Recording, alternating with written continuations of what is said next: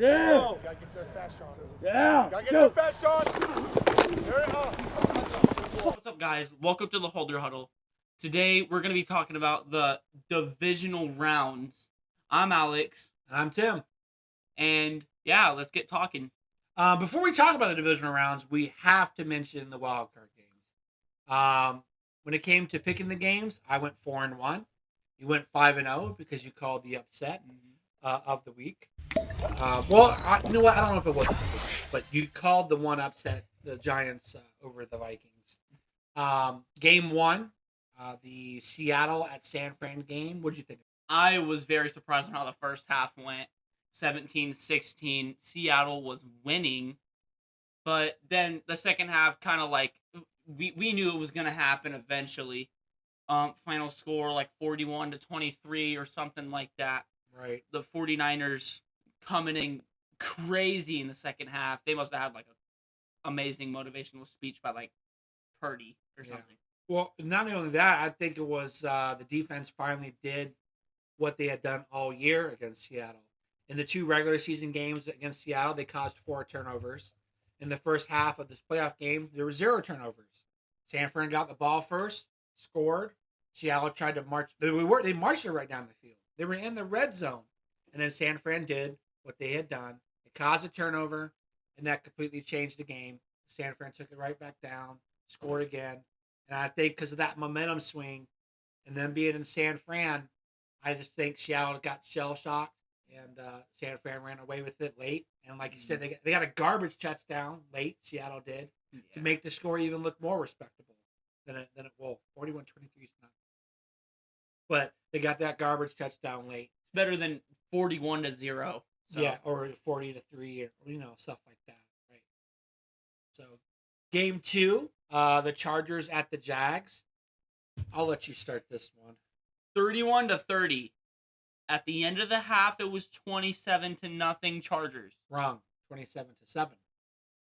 Jacksonville had just got a corner of the end zone touchdown right before the second quarter ended. And there was actually mic'd up audio of Trevor Lawrence when it was 27-7, saying, that they were getting their butts kicked. Of course, he used the other word.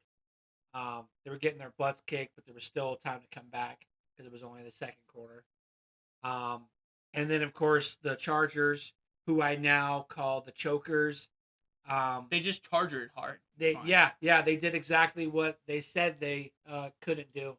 But yeah, the Jaguars really pulled one out of their hat against the Chargers. Trevor Lawrence throwing 4 picks in the first half, but then 4 touchdowns in the second. Yeah, it's when they were up 27-7, the Chargers only ran 33 plays the rest of the game. Out of those 33 plays, 25 of them were passes. Damn! Usually when you have a lead, even if it's a big lead, you just want the game to be over with. So you run the ball. It kills the clock. It just keeps running. But they had 25 passes. And what happens, Alex, when you throw an incompletion? Stops the clock. Right. So they're kind of the offensive coordinator or whoever was calling the plays. I don't know if it was the head coach or the offensive coordinator. They are partly to blame to allowing the third largest comeback in playoff history of 27 points. Just the Jags had no right to win that game. The Chokers gave them every opportunity. And I actually nailed the end of the game with my prediction, last week. I said Herbert was going to be the guy to get the game-winning drive, and Dicker the kicker would kick that last-second game-winning field goal. I just got the wrong team. I didn't know it was going to happen like that. Stupid. Can't believe it. All right, game 3 happened in between Miami and Buffalo. That game, I think it kind of caught everybody by surprise how well the Dolphins played in Buffalo in the cold weather, in that loud stadium with Buffalo being the home team. Skylar Thompson, who was the fill-in for Tua since he was out because of the concussion protocol, played really, really good, made great decisions. Buffalo, again, continues to struggle in the red zone with Josh Allen making turnovers that he shouldn't be making. If they face the wrong team and he plays the way that he has been playing, I don't think Buffalo's defense is going to bail them out in the games that are coming up, after, Miami. What'd you think about the Miami and Buffalo game? Again, I was very surprised. I wake up, I'm like, wow, I can't wait to see this absolute beating that the Miami Dolphins are going to take. But then I was watching the game and I was all like, Skylar Thompson is doing unreasonably good. Yeah. And I was blown away. Tyreek was doing well, He did drop a few passes, but yeah, that was the thing too. The Yeah. way Miami started, I'm thinking if they didn't start the way they did, they had like 3 or 4 drops by receiver. Waddle, he was dropping them too. Their 2 best receivers dropping passes that they easily should have caught. Had they started stronger, who knows? We might be sitting here talking about Miami with another upset victory over a team that they had no right competing against. It was really, really, really surprising how the Dolphins pulled it out. Game 4, the upset of the week. Everybody's calling it. The Giants. Well, not you, because you knew it was going to happen. Mm-hmm. Giants at the Vikings. The first observation that I had in the first half was Daniel Jones, not his throwing ability, but his scrambling ability. I kept saying to Alex, I'm like, why aren't they putting a spy on him? I was like very confused. I was like, what the hell are they doing? What is our defensive coordinator even freaking doing, dude? Right. It's not like the Giants have the receiver core that the Vikings have, where you can get burnt deep on every single play if you're not paying attention. Like, it's like they figured we'll just play man to man, but we'll play zone at the same time. Like, they were playing like a defense that made no sense. They would back off to cover receivers with 7 or 8 corners, but they weren't guarding the quarterback. So when everybody's running to the sidelines, guarding the receiver, Daniel Jones sees this big wide open area. He would scramble, and he was just eating them up on the ground. How many yards did he finish with? 78. Yeah. 78. More than Saquon Barkley had that right. game. So your leading rusher was your quarterback. So that's never usually a good thing. And of course, the end of the game where Kirk threw a short and sweet pass to T.J. Hawkinson for 3 yards. 3 yards on 4th and 8. Right. He was he was high on that play. Like, could you imagine if you were watching the game and they had to do a Hail Mary, and instead of throwing it 60 yards to the end zone, he threw it like 20 yards to a guy that's wide open who wasn't even expecting the ball? Because it doesn't make sense. And that guy's going to run 40 yards to the end zone without getting tackled. That's kind of like what he did to TJ with that 3-yard dump pass. Like, TJ didn't have no momentum at all. He jumped up, he caught the ball, and when he came down, bam, he was already getting tackled because they're guarding that first down marker, thinking they're going to throw it past the first down marker. So when he threw it short, they're like, okay, boom, wrapped him up, game over. Like, it made 0 sense as to why he would throw a 3-yard pass on 4th down when he needed 8. Like, you gave your guy no chance to do anything. Now, I was browsing the internet and I saw this story. It was all like, Vikings make significant coaching changes. I didn't click on it because I wasn't really... I like just saw it in the corner of my eye. I was like, oh, that's pretty cool. I wasn't really thinking anything of it. You're talking about since the loss? Yes. Oh, It said 1 hour ago. Oh, I was like, oh, I want to click on this, but I'm playing with my friends right now. I kind of don't have time to read it. I know the Chokers, they cleaned house. They didn't fire their head coach, but they cleaned house at some positions after their loss, rightfully so. I didn't know the Vikings had done the same, so now I definitely want to look that up. And we could bring that up next weekend if you remember. Game 5, Ravens at Bengals. What were your impressions of that game? I was very surprised on how Tyler Huntley played. Right. Of course, in the last episode, you were like, "Woo!" Yeah. Like you we have no idea who the hell that was, but he came out crazy. He was running like Lamar Jackson. He was throwing very well. Right. The only thing is that Lamar Jackson is faster than Tyler Huntley. Right. But I feel like Tyler Huntley does throw better than Lamar Jackson. He did seem more accurate, that's for sure because he was making some passes. I was Mhm. like, wow, okay.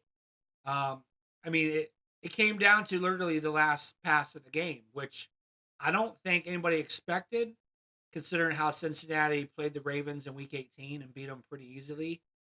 To be the home crowd again, or be with the home crowd again, the Bengals were, and to have Baltimore try the Hail Mary and it gets tipped up. There's a Raven behind the pile, everybody jumping. He was literally inches away from catching that ball, pulling it in, and possibly tying the game up. I mean, with the weekend went, I almost would have bet had they caught it, Baltimore probably would have went for two and the win rather than going overtime. But even then, why would you risk that? Because the overtime rules, I don't know if you know, have changed for this year. Oh, they have. Yeah. If you get a touchdown, you do have a chance to match it. Right. And yeah. Yeah. So first possession team, they win the coin toss, they take it down, they score a touchdown, game's over. No, not anymore. It's not like that. Like you said, they get a fair ups to match it. If they match it, the game continues to sudden death. Obviously, if they don't, the game's over, and then that first team would win. So that game was a lot closer than I thought. And the final game we want to talk about in the wild card round is, of course, the Dallas Cowboys and the Tampa Bay Buccaneers. Right. I thought Tom Brady and them being the home team, this game would be closer than it was. I think more out of personal distaste for Tom Brady, you were hoping that they got curb stomped, and that's exactly what happened. The 8-9 Buccaneers defense really showed themselves. Dak had historically the best game ever by a Dallas Cowboy quarterback in a playoff game, for throwing for over 300 yards, 4 touchdowns, no interceptions, so he broke his interception streak, and he even had a rushing touchdown. Tampa looked completely horrible. Their defense was straight up garbage the entire game. And you said that how Dak Prescott had a historical night. Yeah. I just want to point out that the Cowboys kicker had a historical night for himself. The worst kicking that I've ever seen. He was. I'm just gonna say he was bad. He was bad. Right. How many 4 missed extra points? Yeah. He actually, with those 4 missed extra points, he actually had a streak of 5 going on because he missed one in their Week 18 game. So he had missed 5 extra points, and when he made that one finally in the playoff game, the contingency of Cowboy fans that were there, started cheering like they just won the game because, of course, they were being sarcastic, rightfully so. I mean, you're a kicker. Your one job is to make your kicks, and you can't even make an extra point, which, I mean, even 4 times. You missed 4 times in a row. And how do you feel? And they signed, the Dallas Cowboys a few days ago signed another kicker to the roster. I don't know. They didn't say he's going to come out and straight replace Mayer. So I don't think he's here to replace him. But if they keep him on the active roster going into the playoffs, and he misses his first extra point if they score, and they miss the first extra point, like, he's gone. He's going to be sitting on the bench. The other guy's going to be in no matter what, because an extra point is the easiest kick that they can make, because it's a short distance, and you're used to kicking from there because your team scores touchdowns. You're completely right. Unacceptable about how that kicker did in that game. But it didn't matter because they scored a lot more points than Tampa Bay did. Now, however, the final was 31-14. Mm-hmm. When Tampa got that touchdown to give them 14, they got the onside kick. And then the very next play, Tom Brady throws it deep down the sideline. Mike Evans had his guy burnt by at least 3 or 4 yards. Outstretched his hands not very far. Like, he thought it was going to land, and it just bounced right off his hands. Had he caught that, and it would have been a touchdown, 100%, because he was right there at the end zone. They would have been down 31-21 with a little under 3 minutes to go. All 3 of their timeouts. So they had a chance to do onside kick again. If they didn't recover, they had 3 timeouts, 2-minute warning. They could have made this a 31-28 game with under a minute to go, possibly. But it didn't happen that way. And Dallas looked superb in their first playoff victory since 2018. Sorry, Cowboy fans out there. I forgot, okay, because the Cowboys hadn't won a road playoff game since 1993. The glory days of the Cowboy franchise, but they did have a playoff victory in 2018. Totally forgot about it because it rarely happens. So I apologize for that. So they got their first playoff victory on the road in 30 years. It took them 30 years to get their next road playoff victory since their last. That is crazy. Right. It should have been the Panthers getting stomped by the Cowboys. And now you can say what you want to say there, boy. All right. Okay, bro. your team looked horrible and got upset by the Giants. The Giants? Did you make the We're playoffs? talking about the Giants. Anyway, I think Carolina would have given more of a fight against Dallas than Tampa Bay did because we have a run game. Tampa doesn't. We have a way better defense than Tampa does. Well, I can't really say that. We played Tampa. We kind of messed up on that end. But that was one bad game when it mattered. All right, so kicking off the divisional round of playoff games this Saturday at 1:30 p.m. Pacific time, we have the Jacksonville Jaguars at Kansas City. To start off, Trevor Lawrence, who shouldn't be running his mouth because the Jags had no right to even beat the Chargers. They had no right to be in the playoffs. Right. I mean, the collapse of the Titans, what they did, to the chokers doing what they did, like Jacksonville, they're like a skinned cat right now. Like they literally have no more fur on them. Like they look raggedy. I don't even know how they're in this game, but they are. Trevor Lawrence was quoted saying that he doesn't even think Kansas City is going to be loud. Okay. When you rank NFL stadiums for loudness, Kansas City and Seattle always go back and forth, but the world record is held by the Kansas City Chiefs Stadium, Arrowhead Stadium. So he is smoking crack to think that Kansas City's not going to be loud. Like, you already messed up, son. They're going to be screaming the whole game. What do you think? The Chiefs just have the better weapons. Patrick Mahomes, Travis Kelce, Juju Smith-Schuster. And, I mean, the list goes on with how many weapons that they have on both offense and defense. Yeah, I feel like the Chiefs will pull this one out. Yeah. I don't think it'll be close. Jacksonville, they might have some momentum going into the first quarter or so, but I think Kansas City is going to quickly stomp that out. And I see Kansas City winning by multiple scores. Like I said, I don't think Jacksonville, they're not going to be able to handle the noise. Kansas City runs trick plays, so I think they're going to get some busted coverages. Jacksonville is on trick plays. They're going to leave people wide open. Don't be surprised.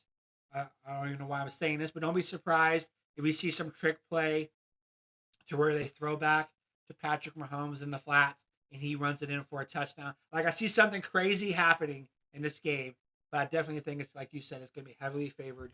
Kansas City should win this game easily. They are the number one seed in the AFC for a reason, and they are in the loudest stadium. Home field advantage will play a part in this game. Okay, so for the next one, you have the New York Giants at Philly, 5:15 PST, 8:15 Eastern. I just think that this is a no-brainer. Eagles win, case closed. I really thought the Giants had zero chance whatsoever against Minnesota last week, and they were able to do what they did. Short passes, because you guys weren't even playing press coverage on the outside. Daniel Jones running it because they had 8 defenders guarding receivers instead of guarding the running back. Philadelphia is the number one seed in the NFC, but I think they're overrated. And I think their fans, I know their fans. Their fans are nasty and they're really rude to opposing fans that are in their stadium. I think the Giants are going to do what they do historically. And that is when the Giants make the playoffs and they are a wild card team, and they win that first game in the wild card weekend, they've gone on to win the Super Bowl every year that they've done that. Since they won last week in a wild card position, I think history is on their side. I think they pull up the upset of the year because everyone's like, "Oh, Eagles, they're so good. Jalen Hurts is the best." Blah, blah, blah. I think the Giants will upset Philadelphia. I don't know. I'm not. It's not going to be by a lot, but I think Philly's going to be trying too hard at the end to catch up. I think the Giants win by a touchdown. I'll say that. I think the Giants win by a touchdown, upset Philly in Philly, be a division rival, beat them nasty fans. There'll be stuff thrown onto the field showing you exactly what I'm talking about because, they're nasty people. I think it was the Vikings and Giants game this past wild card weekend, where a fan threw a paper airplane directly onto the field exactly where they were playing. It Wow. was it was crazy. I didn't see it on the TV because I wasn't really, paying attention to a paper airplane flying around on the field. Oh, yeah.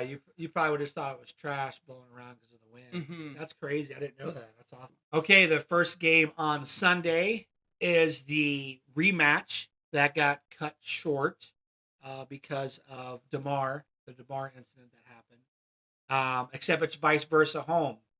Instead of them being in Cincinnati, they are now in Buffalo. So we have Cincinnati Ooh. Bengals at Buffalo, 12 p.m. Pacific, 3 p.m. Eastern time on Sunday. This is going to probably be, well, I'm not going to say it's be the game of the week, but this is probably the one I'm looking most forward to. I think Buffalo's won 8 in a row now. Cincinnati's won 9 in a row. I think Cincinnati is going to take advantage of turnovers because Josh Allen's been doing that, especially in the red zone. He's been throwing turnovers. And I think doing that against Cincinnati with your man Daddy Joe, I think it's going to be a mistake. And I think the Bengals will win this game. What do you think? I agree, but like you said that it wasn't gonna be the game of the week, but I sure as hell think it will be. The Bengals got Daddy Joe, Jamar Chase, T. Higgins. The Bills got Josh Allen, Stephon Diggs, Jamison Crowder. But yeah, I think I'm still gonna go with the Bengals. Yeah, I haven't looked at the weather because weather is always a factor. If there's going to be snow on the ground, it doesn't completely neutralize the passing game. It'll become a rushing game after that. I still think that the Bengals, even though they had a tough fight, they both did. They both had tough fights. I think the Bengals right now are playing like they did last year in the playoffs. They've got that Super Bowl in their mind. I think they're going to beat Buffalo, and we'll just see what happens. We're both saying it's going to be close, right? Yep. We're both saying Bengals are going to win. Mm-hmm. I think we're right. I'm not saying I feel it inside my bones, but I feel that we're going to get this one right. Okay, and the final game Sunday, you have the Dallas Cowboys at the San Francisco 49ers Stadium, 3:30 p.m. Pacific time. Honestly, for me, I'd say that this could go either way. I mean, you got the incredibly inconsistent Cowboys. When they play good, they're a threat to mankind. But if they don't show up to the game, it's like little tiny, little itty bitty kitties running around the field, not doing anything. You got the 49ers on an 11-game win streak. Crazy. Cowboys have Dak, Zeke, CeeDee Lamb. 49ers have Brock Purdy, CMC, George Kittle, and Ayuk. Debo, you forgot Debo again. Debo Samuel. Debo. I can't believe we didn't mention him last week. I totally forgot about Debo. He's definitely by far their best receiver at the wide receiver position. Mm-hmm. So yeah, they've got a lot of weapons on offense, and they're in San Francisco. They are the number one defense in the NFL. San Francisco is, and I'm going to go ahead and say this right now: if Dallas can protect the ball, and they have 0 turnovers, I'm not talking about fumble, whatever. If they have 0 turnovers, I think that Dallas somehow might be able to pull us off. They can get pressure on Purdy because they've got the defensive linemen to get in there, and they got Micah Parsons too. That's a bad dude. Ooh. If San Fran can cause turnovers, which is that's what they do. I think they lead the NFL in turnovers. If they cause but one turnover, I think San Fran wins this. So, no turnovers, Dallas wins. If they do turn the ball over, San Fran wins. I think San Fran will cause turnovers. I think San Fran will win this game. I don't know if I want to go double digits because Purdy's, if he's going to have a bad game, he needs to have it this weekend against Dallas, because whoever they play next weekend, if they win, Giants or Eagles, I just think San Fran's better than both those teams. I could be wrong. My score predictions, I have it written down. I have it inside my memory. I would say that if the Cowboys suck very bad, Like turning the ball over. yes, it would be 30-7 49ers. But if the Cowboys are good, like the 40-3 incident with the Minnesota Vikings, Woo! I would say that it's going to be a very close game, 28-27 49ers. Okay. All right. Since we're doing score predictions here, I'll go ahead and just come out and say San Fran wins 27-21. That's what I want to say. We didn't do the score predictions for the other games, did we? No, we didn't. Well, let's go ahead and backtrack. Let's go backwards one. Cincinnati at Buffalo. What do you think that score is going to be? I would say 35-30 Bengals. Ooh, that's an interesting score. I don't know if they can score that much. Like I said, I don't know how the weather is going to be. Right. So I'm just going to assume that it's going to be snowing, or there'll be a little bit of snow. If that's the case, I think it's going to be 27-24 Cincinnati. Giants and Eagles. What do you think the score would be? Like I said, I think the Giants are going to pull up the upset. I almost want to say the same as that score I just said. Let's go with 30 to 20, 30 to 24, because I see Philly trying to drive late to get the touchdown, win the game with an extra point, and they fall short. I think it's 30 to 24. I think it's 1,000,000-0 Eagles. Zero. Yes. Giants won't score 1 point. Maybe a touchdown or two, but like still 1,000,000-14. Okay, that's 1,000,000 to 14. Yeah. All right, and then in game one, Jacksonville at Kansas City. Oh man, I give Jacksonville 13. I'm gonna say 37-13. Chiefs. I would say since the Jaguars have that momentum going into the divisional round, they're gonna start off strong, but then second half they're just gonna fall apart. They're gonna dismantle. Their whiskers are gonna fall off. Naked kitties.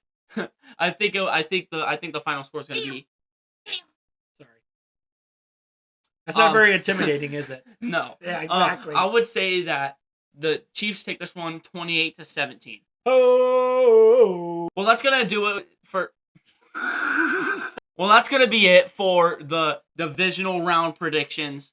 Hope you guys enjoyed. Don't forget to like, subscribe, comment down below what your predictions are, and see you guys in the next one. See ya. Take care.